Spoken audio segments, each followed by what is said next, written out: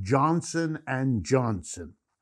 They are now the target of the New York State Department of Financial Services, which has gone into court lodging a legal complaint that Johnson & Johnson falsely advertised opioids to the elderly, downplaying risks of side effects and downplaying the likelihood of addiction.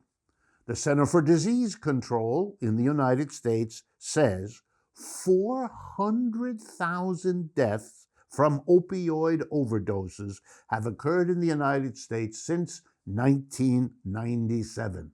400,000 people who died from an overdose. What did Johnson & Johnson offer?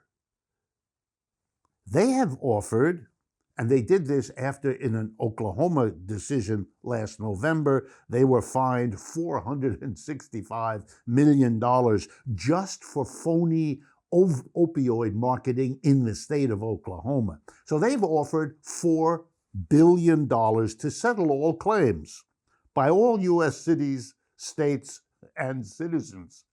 That works out to $10,000 per dead person. That's how much Johnson & Johnson thinks a life in America is worth. Talk about respect for human life. Not at Johnson & Johnson, and they are a health company, don't you know? What is going on here is extraordinary. It is the putting of profit ahead of everything else, literally, including human life. So I looked up Johnson & Johnson to see what $4 billion, which might sound like a lot to you, amounts to. And here is what I found out. In 1 year alone, 2019, the last year for which I could get numbers, the profits enjoyed by Johnson & Johnson were $23.3 billion. So over 23 years, they contributed to 400,000 deaths. And what they offer is a trivially small percentage of 1 year's profits that they earn.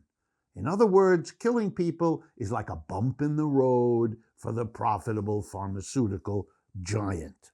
What's in order here? Well, at the very least, we have commissions of government that oversee other industries. You know, we have utility commissions in every state of the union, making sure that the electric company and so forth don't abuse us.